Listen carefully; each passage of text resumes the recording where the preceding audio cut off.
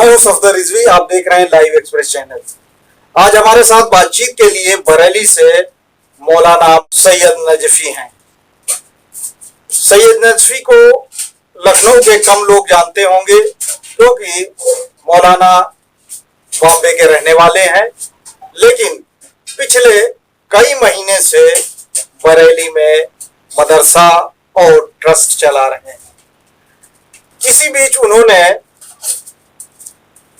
वक्फ की जायदाद को लूटते, खुर्द-बुर्द होते और उस पर हथौड़ा चलते देखा। उनके दिल में दर्द था, इसलिए उन्होंने कोशिशें की, बचाने की कोशिशें की और जो कुछ कर सकते थे उन्होंने किया और उसमें इन्हें वहां के मुतवल्लियों से ज्यादा कामयाबी मिली। इन्हीं की कोशिशों का नतीजा है कि नगर आयुक्त ने ये मान लिया कि हुमा जैदी ने उन्हें तथ्यों को गलत बताकर उनसे एक ऐसा आदेश ले लिया था जो उन्हें नहीं देना चाहिए था। इसके बाद नगर आयुक्त ने अपने आदेश को रद्द कर दिया और वक्फ बोर्ड के पाले में डाल दिया कि वक्फ बोर्ड जैसा चाहे यानी वक्फ संपत्ति के साथ करे। मौलाना नजफी को जो कामयाबी मिली है, इस कामयाबी के पीछे भाजपा के मुस्लिम नेता मोहसिन रजा का भी हाथ है। मोहसिन रजा ने मौलाना नजफी की बातों को सुनने के बाद उनका पूरा साथ दिया और उनकी जो मदद कर सकते थे मदद की। उनकी कोशिशों की वजह से भी मौलाना को और पूरी कौम को इमामबाड़े के सिलसिले में कामयाबी मिली है। हालांकि ये कामयाबी बहुत थोड़ी सी है क्योंकि तकरीबन 80% इमामबाड़ा बर्बाद किया जा चुका है।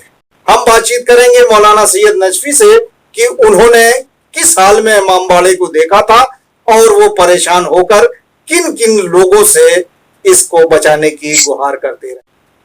इमामबाड़े के जो मैं हालात देखे थे शुरू में कि इमामबाड़ा ठीक है कमजोर हो चुकी थी, मतलब कि उसकी मरम्मत कराने की जरूरत थी। ऐसी हालत नहीं थी कि वो दीवार गिर जाती या इमामबाड़े की छत गिर जाती, लोगों को नुकसान पहुंचता, ऐसा उसमें कुछ था नहीं। माशाल्लाह दीवारें बहुत मजबूत हैं, पुरानी दीवारें हैं, लेकिन ये लोग हुमा जैदी और ताहिर जैदी ने मिसगाइड किया था जाके नगर निगम में और कहा कि ये बहुत झर्जर हो गई है, बहुत ही कमजोर हो गई है ये छतें और ये दीवारें पब्लिक को नुकसान पहुंचा सकती है, लिहाजा हमें इजाजत दी जाए कि इसको तोड़ दिया जाए और तोड़ के हम इसको बनाएंगे इमाम बारगाह।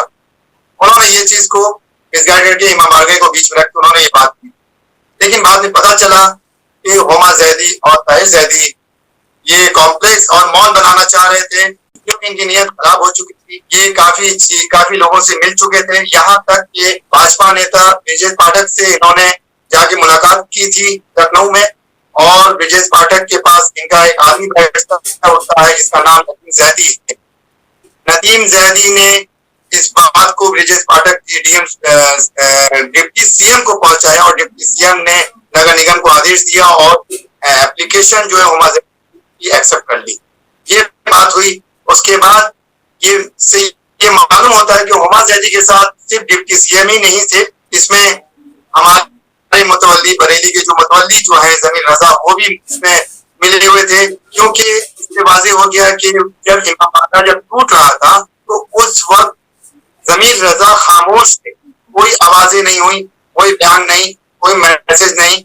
जब हमारे ट्रस्ट के मेंबर ने इस चीज को जाकर देखा कि इमामबाड़ा टूट रहा है अंदर से, दरवाजा गेट बंद कर खामोशी, तो उन्होंने वीडियो खामोशी से बनाई और मुझे वो वीडियो भेजा। जिस वक्त मैं मुंबई में था, मुहर्रम की 2 तारीख को मुहर्रम में जब मुझे ये खबर पहुंची, मुझे ये मैसेज आया, तो मैंने फौरन अपने ट्रस्ट के मेंबर रश्मि नकवी साहब को मैंने कहा कि आप इसके ऊपर ऐलान कीजिए, कौम को जागरूक कीजिए, आप लोग इसको संभालते तक इंशाल्लाह मैं पहुंच जाऊंगा मुहर्रम के बाद। फिर मेरा वहां से आने के बाद ये हुआ कि मैंने अली जैदी साहब से, चेयरमैन जो है शिया वक्फ बोर्ड से मुलाकात की, उनसे बैठक की। इस पर मैंने किया, शिकायत दर्ज की, मैंने बताया कि ऐसा ऐसा हो रहा है, अभी तक एफआईआर आप लोगों ने क्यों नहीं किया। तो माना कि हमने अपने मुद्दे को एफआईआर करने का आदेश दे दिया है, वो गया है डीएम के पास आदेश लेकर, लेकिन उनसे मिलने के बाद फिर मैं बरेली लौट कर आया और मैं नगर निगम जो नीति गुप्ता जो इस वक्त है नगर निगम में सीनियर ऑफिसर, उनसे मैं मिला और उनसे मिलने के बाद वही बात मैंने रखी। तो उन्होंने कहा कि ये सिया बगबोर्ड के लेटर पे जो है वो है सीओ की साइन नहीं है और सिग्नेचर नहीं है, ये फर्जी है, लिहाजा हमें ओरिजिनल सरकारी सिया बगबोर्ड से पत्र लेकर आइए, तो आपके ट्रस्ट के पेपर पर एप्लीकेशन पर हम इमामबाड़े को रोक देंगे, ये उनका कहना था। फिर उसके बाद मैंने इस चीज को यहाँ पे मैंने किसी दूसरे गोपाल राय मंत्री हैं लखनऊ में, उनसे मैंने फिर इसके ऊपर चर्चा किया। उन्होंने फिर इस चीज को जो है माने फोन करके काम को रुकवाया, थोड़ी देर के लिए काम रुका, लेकिन फिर काम रुका नहीं क्योंकि बहुत बड़े पैमाने पे ये काम हो रहा था, काफी करोड़ों का मसला है इसमें। तो फिर मैंने जब देखा कि ये लोग नहीं सुनेंगे हमारी आवाज को, हमारी बात को, तो फिर मैंने जमीर रजा मुतवल्ली उर्फ बॉबी, उनको मैंने कॉल किया और कॉल करके मैंने पूछा, ये बताओ भाई कि आपने अभी तक एफआईआर क्यों नहीं किया, नगर निगम के पास गए थे क्यों नहीं एक्सेप्ट किया। कहा कि मैं तो जाता हूँ, नगर निगम के पास गया पेपर लेके आदेश लेकर वक्फ बोर्ड का, इन्होंने नहीं लिया। हमने कहा डीएम के पास गए, कहा डीएम के पास भी गया, डीएम ने भी एक्सेप्ट नहीं किया। तो मैं समझ गया कि कहीं ना कोई जोर खा रहा है, कहीं कोई ना कोई मिला हुआ है, जिसकी वजह से ना डीएम अधिकारी इस चीज को एक्सेप्ट कर रहे थे मुतवल्ली के एप्लीकेशन पर, ना नगर निगम कर रहे थे। फिर मैंने एक प्लानिंग की, मैंने सोचा, फिर मैं अपने पुराने बीजेपी लीडर जो है बीजेपी के हैदराबाद में मीर फिरासत अली बाकरी, उनको कॉल किया, उनको कॉल करके हमने ये सारी शिकायतें की, बताया। तो वो फौरन जो है मंडे की रात में वो हैदराबाद से निकले और मैं मंडे को लखनऊ बरेली से निकला दिल्ली के लिए। हम लोग ट्यूसडे को दिल्ली में पहुंचे और दिल्ली में गेस्ट हाउस में पहुंच के मैंने फौरन हमारे बीजेपी के जो लीडर फिरासत साहब हैं, उन्होंने फौरन माइनॉरिटी के चेयरमैन को कॉल किया और कहा कि ऐसी सी बात है, मौलाना सैयद नजफी मुलाकात करना चाहते हैं। उन्होंने कहा कि जल्दी लेकर आ। बहरहाल वहां पे मैं गया और जाने के बाद जो हमारे नेशनल इकबाल लालजीतपुरा हैं, इन्होंने बाकायदा बहुत ही अच्छे से एहतराम किया, हमारा वेलकम किया और इन्होंने ये भी कहा कि बताइए आदेश आपका क्या है। तो मैंने एप्लीकेशन, मैंने शिकायत सामने रखी, सारे रिकॉर्ड को सामने रखा, उन्होंने पढ़ा और पढ़ने के बाद यही कहा कि आप घबराएं नहीं, आपके ये धर्म स्थल को, ये भगवान की चीज है, इसको हम भी नहीं तोड़ने देंगे, क्योंकि हम मंदिर और गुरुद्वारा को जब नहीं तोड़ने देते हैं तो हम शियाओं के भी धर्म की इस इमामबाड़ा मस्जिद को नहीं तोड़ने देंगे। हमने फौरन, उन्होंने एक कलम उठाई और चीफ सेक्रेटरी को लिखा और फौरन उसी पर रिपोर्ट किया है और चीफ सेक्रेटरी से कहा कि ये डीएम और जितने भी अधिकारी हैं यूपी स्टेट में, उनको ये पेपर भेजा जाए और इसके बाद जांच की जाए और फौरन इस काम को रोका जाए। फिर उसके बाद मैं वहां से जब आया फिर देखा कि काम इमामबाड़े में अभी भी हो रहा है, आदेश आ चुका है लेकिन काम हो रहा है। इसका मतलब कि सबके सब मिले हुए हैं। मैं सब जानता हूँ ये राजनीति है, इसमें काफी बड़ी प्लानिंग के साथ ये हो रहा था। आप तो बहुत ही साफ सुथरे ढंग से ये काम कर रहे थे, उसके बाद मुतवल्ली जो है जमीर रजा, उसका कहना है कि मौलाना गुमराह कर रहे हैं। आपको क्या लगता है उसके बयान से कि ये ऐसा बयान क्यों दिया कि सीधे सीधे कह रहे हैं कि मौलाना गुमराह कर रहे हैं? मसला ये है कि मुतवल्ली से काम हो नहीं सका। मुतवल्ली को 3 या 4 वफ्द का मुतवल्ली बनाया गया है, जिसमें करबला भी उसके हाथ में है। वो करबला के वफ्द को संभाल नहीं पा रहा है और ये वक्फ मोहम्मद बहुत बड़ा वक्फ है, इसको कैसे संभालेगा।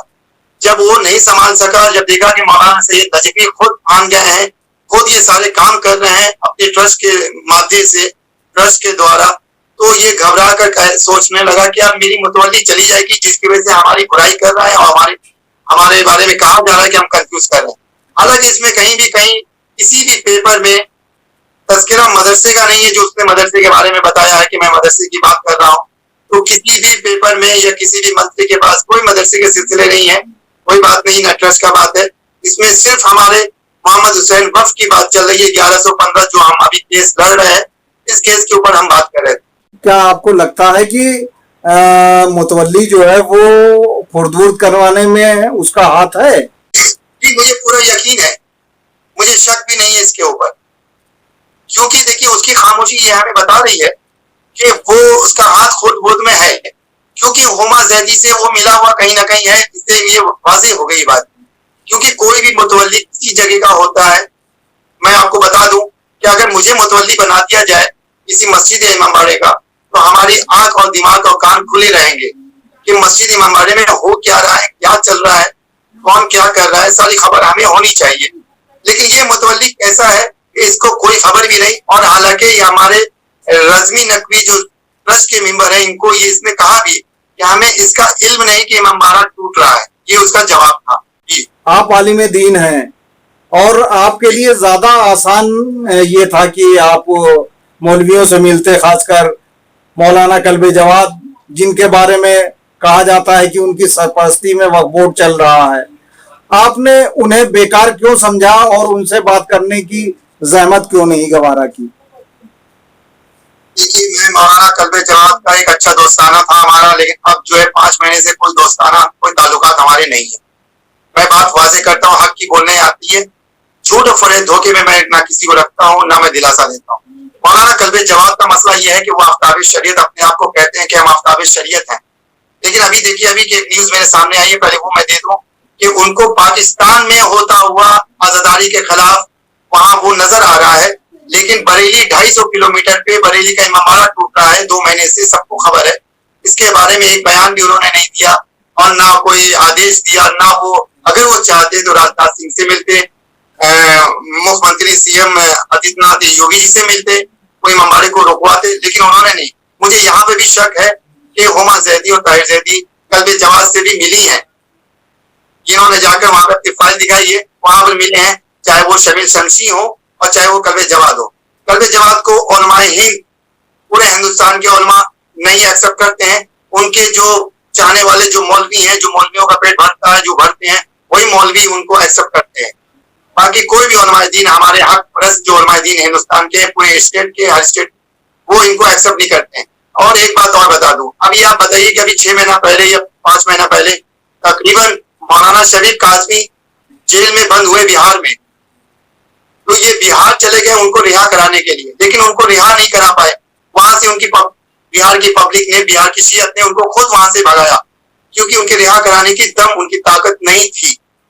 अब रह गई बात, तुम शरीफ काजमी को छुड़ाने के लिए वो जा सकते हो बिहार मुजफ्फरपुर में, तुम यहाँ बरेली में क्यों नहीं आ सकते? ये हमारा सवाल है। अभी तक इसका मौलाना आपके सवाल से पहले मेरा सवाल है कि जब आपने मौलाना कल्बे जवाद से कोई बात नहीं की, जब आपने उनको कुछ वक्फ के बारे में बताया नहीं, है ना, फिर आप इतने सख्त अल्फाज उनके लिए कैसे कह सकते हैं? कल्बे जवाद साहब जो है उनको सारी खबर है, क्योंकि उनके जो स्टाफ में से जो शमील शमशी का बयान जारी हो चुका था, जारी हो गया, और रह गई सरपरस्ती, जेर सरपरस्ती आप देखिए कल्बे जवाद साहब की चल रही है वक्फ बोर्ड, तो क्यों नहीं उनको खबर है इस चीज का? क्या जरूरी है कि सैयद नजीफी उनको खबर करे? ऐसा नहीं। एक बात और कि यहाँ के जो इमाम जुमा शमसुल खान साहब हैं, ये भी अभी तक खामोश है। जुमा के खुतबे में उन्होंने बयान नहीं दिया, क्योंकि वो भी बातिलों के साथ हैं, और कल्बे जवाद के बाद शमसुल खान भी जाते हैं, सारी खबरें हैं। तो क्या जरूरी आप समझते हैं कि सैयद नजीफी कल्बे जवाद के पास जाए? कल्बे जवाद साहब ने अभी तक कौम के लिए क्या काम किया, हमें ये साबित करके बताइए, हमें रिकॉर्ड बताइए, हम रिकॉर्ड देंगे कि हमने काम किया। यासूब अब्बास ने क्या काम किया ये हम बताएंगे कि यासूब अब्बास और हम मिलकर काम कर रहे हैं कौम में, नजर आ रहा है पब्लिक को। लेकिन कल्बे जवाद का कहीं भी कोई काम हमें नजर नहीं आ रहा है। ये सख्त लहजा इसलिए है क्योंकि उन्होंने हमारे साथ भी धोखा किया है, धोखाधड़ी की है, आलिम दीन के साथ धोखाधड़ी दी है, लिहाजा उस चीज को अभी तक मैंने गुप्त रखा है, उलमा के सामने उस चीज को बयान नहीं किया है। लिहाजा मैं अभी इसको वाज़ेह नहीं कर सकता हूँ कि उन्होंने क्या धोखा दिया हमारे साथ बरेली का। जब आप मौलाना कल्बे जवाद साहब को इस मामले में दोषी ठहरा रहे हैं, तो आप चेयरमैन अली जैदी को कैसे बरी कर सकते हैं? आप तो यही कह रहे हैं कि चेयरमैन अली जैदी को जानकारी थी, इसका मतलब कल्बे जवाद साहब को जानकारी थी। और एक चीज और कि उनका जो रिश्तेदार जिसका नाम आप ले रहे हैं शमील बाबरची, उसने तो इस वफ को वफ अलल औलाद बताया है, जबकि अली जैदी जिनके पास सारे कागजात हैं वो अलल खैर बता रहे हैं। एक तरफ शमील शमशी अलल औलाद साबित कर रहे हैं और कल्बे जवाद सरप्रस्त है वक्फ बोर्ड के इस वक्त, अली जैदी है चेयरमैन। तो अब यहाँ पे बातें दोनों अलग हो गई।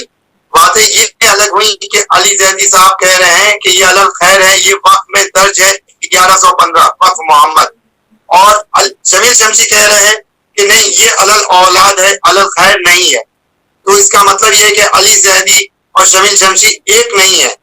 अली जैदी की कहीं मजबूरी है, जो मजबूर हो के बेचारे वो बयान दे रहे हैं, लेकिन अली जैदी इस वक्त हमारे साथ पूरे फुल पावर पे मेहनत कर रहे हैं और पूरा सपोर्ट कर रहे हैं हमारे साथ। वो कोशिश कर रहे हैं कि इमामबाड़े को रोका जाए और यहाँ पे इमामबाड़ा बनेगा, कॉम्प्लेक्स नहीं बनेगा। मौलाना, आपने ऐसे मोड़ पे लाके खड़ा कर दिया है, जिसके बाद मुझे ये सवाल करना पड़ रहा है कि अगर आप कोशिशें ना करते तो क्या अली जैदी काम रुकवाने में कामयाब होते? देखिए, अगर मैं कोशिश ना करता, मैं सेंट्रल नहीं जाता और मैं मोहसिन रजा साहब से अगर नहीं मिलता, उनको शिकायत नहीं करता, तो ये काम नहीं होता।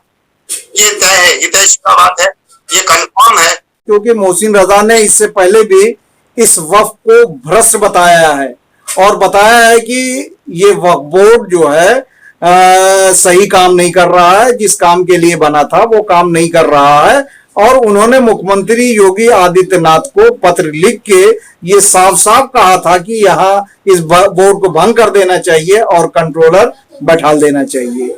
हालांकि बीजेपी के लोगों ने उनकी बात कुछ वजहों से नहीं सुनी है, हो सकता है कुछ दिनों बाद सुनी जाए, लेकिन इस मामले में मोहसिन रजा ने आपका कितना साथ दिया और क्यों साथ दिया, ये इस पे आपको रोशनी। देखिए, मोहसिन रजा साहब की देखिए राजनीति है, राजनीति तो मैं सियासत तो मैं भी खेलता हूँ, बता सकता हूँ आपको, लेकिन यहाँ पर मुझे अभी तक मोहसिन रजा साहब की जो नीयत नजर आ रही है, वो शहजादी कौनैन और अहले बैत को देखकर उन्होंने मेरा पूरा साथ दिया और एक आलिम दीन, हक परस्त आलिम दीन को समझकर उन्होंने मेरा साथ दिया है कि ये आलिम, ये मौलाना सैयद नजफी काफी अच्छा काम कर रहे हैं और इनको जरूरत है इनका साथ देने की, क्योंकि ये हक के लिए लड़ रहा है। क्योंकि मोहसिन रजा से हमारे ताल्लुकात खराब नहीं है, काफी सालों से हमारे अच्छी दोस्तानी और भाईचारगी है, लिहाजा हमें अच्छी तरह जानते हैं कि हमेशा मैं सच और हक के साथ रहा हूँ, हक बोला हूँ। तो लिहाजा मोहसिन रजा साहब ने बहुत अच्छा साथ दिया, मैं उनका बहुत शुक्रिया अदा करता हूँ। और उन्होंने ये भी कहा है कि मंडे तक इंशाअल्लाह FIR भी दर्ज हो जाएंगे और जिसके नाम शिकायत की गई है उनको हवालात में भी डाला जाएगा। और ये अली जैदी चेयरमैन साहब ने भी कहा है कि जल्द से जल्द इनको जो शिकायतों में जो नाम है उनको जेल में पहुंचाया जाता है, ये उनका भी बयान आया है। यानी आप साफ साफ कह रहे हैं कि वो लोग जो बड़े खुश हो रहे हैं और अपना नाम आगे बढ़ा रहे हैं कि उन्होंने ये काम किया है और उनकी मेहनतों की वजह से जो है ये काम रुका है, आपको लगता है कि उनका दावा गलत है और जो कुछ भी मेहनत की है वो आपकी मेहनतों की वजह से ये काम रुक पाया है?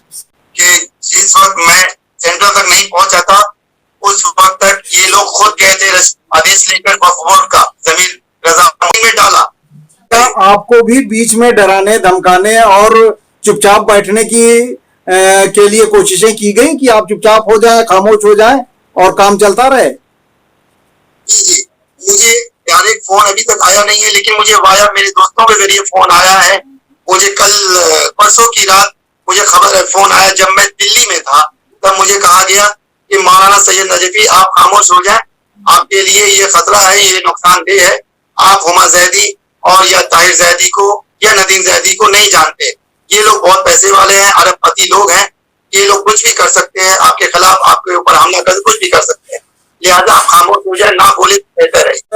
एक सवाल और करना चाहता हूं जो बड़ा गंभीर है, वो ये कि जब आप इतनी सलाहियत रखते हैं तो क्या आप दूसरे वक्त के लिए भी काम करेंगे, या चूंकि आपका ट्रस्ट और मदरसा इससे जुड़ा हुआ है इमामबाड़ा वक्फ मोहम्मद हुसैन खां से, इसलिए आपने काम किया, या दूसरे वक्फ को लेके भी काम करेंगे? क्योंकि दूसरे वक्फ की बहुत हालत है। अभी देखिए अमेठी का एक वक्फ है जिसको बर्बाद किया जा रहा था, उसकी जमीनें बर्बाद कर दी गई हैं। इसके अलावा ढेरों वक्फ हैं जो आपकी जानकारी में भी थोड़े बहुत होंगे, वो बर्बाद कर दिए गए हैं। और शायद ये वक्फ बोर्ड जो मौलाना कल्बे जवाद की सरपरस्ती में चल रहा है, ये वसीम त्यागी से बदतर वक्फ बोर्ड है।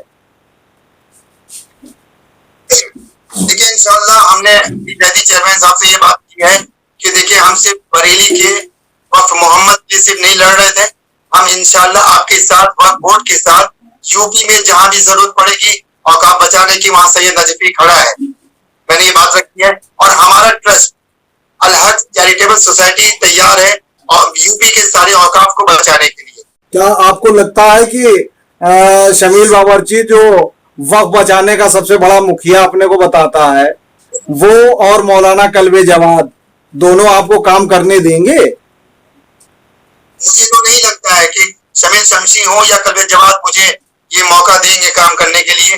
लेकिन अली जैदी चेयरमैन से थोड़ी सी उम्मीद है, उनसे 5% उम्मीद है अली जैदी चेयरमैन से, कल्बे जवाद से उम्मीद नहीं है। क्योंकि कल्बे जवाद आप अली जैदी को से कैसे उम्मीद कर रहे हैं? जो अली जैदी मौलाना की अटैची उठाता है, मौलाना के रिक्शे के पीछे नारा लगाता हुआ चलता है जिंदाबाद मुर्दाबाद का, है ना? जो अली जैदी मौलाना की मर्जी के बिना एक कदम नहीं चलता, तो फिर आप कैसे अली जैदी को इस तरह की भूमिका में देखते हैं और उनसे उम्मीद करते हैं? देखिए सत्तर साहब, मैंने आपको सिर्फ जो ये बताया है कि मैं 4 से 5% में उम्मीद रख रहा हूँ, उम्मीद पूरी नहीं है। क्योंकि मुझे मालूम है कि कल्बे जवाद मुझे मैदान में नहीं उतरने देंगे, ना यासूब अब्बास को उतरने देंगे, ना मुझे उतरने देंगे। क्योंकि कल्बे जवाद 2021 में भी जब मैदान में उतरा था छोटे इमाम बड़े इमाम को लेकर और वहां के औकाफ को लेकर, तो इन्होंने मेरे खिलाफ बहुत कुछ किया। लेकिन फिर भी हमने अली जैदी चेयरमैन से उस वक्त मुलाकात की और इमामबाड़े में और छोटे इमामबाड़े में वहां की मरम्मत करवाई और वहां के जितने बड़े इमामबाड़े में गलत काम हुआ करते थे, वीडियो और डांस और गाना हुआ करते थे, जलस पी जाते थे, सब चीज मैंने बंद कराई 2021 में। मौलाना, लग रहा है आप बहुत ज्यादा उम्मीद पाले हुए हैं मौलाना यासूब अब्बास से। शायद आपकी उम्मीदों पे वो भी खरे नहीं उतरते, क्योंकि उन्होंने भी इस मामले में आपकी कोई मदद नहीं की है। ये बात आपकी सही है कि मैंने उनसे बात की थी और उनसे मैंने कहा था एक वीडियो वायरल कीजिए आवाम के लिए, लेकिन उनका वीडियो अभी तक वायरल हुआ नहीं, अभी तक आया नहीं। लेकिन उम्मीद ये इसलिए रखते हैं कि यासूब अब्बास साहब हमारे एक अच्छे दोस्त और भाई की तरह मुंबई से ताल्लुकात हमारे हैं, लेकिन उन्होंने अभी तक हमारा साथ तो दिया, लेकिन अभी तक यहाँ बरेली के सिलसिले से कोई पैगाम मेरी तरफ से बयान नहीं किया है और ना उन्होंने फोन किया ना वो आए। लेकिन मुझे उम्मीद किसी से नहीं है, मैं सिर्फ अल्लाह और अहले बैत से उम्मीद रखता हूँ। इमाम ज़माना हमारे साथ है, उनका साया हमारे साथ है।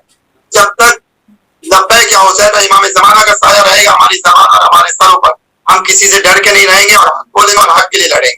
क्या आप जल्दी बंबई वापस लौट जाना चाहते हैं या लखनऊ या मुरादाबाद बरेली में रहना चाहते हैं? मैं मुंबई जाने के लिए नहीं आया था, अल्हम्दुलिल्लाह मैं जहाँ चाहूँ वहां पे मैं बैठ जाऊँ, वो चीज मेरी है, वो देश मेरा है, वो शहर मेरा है।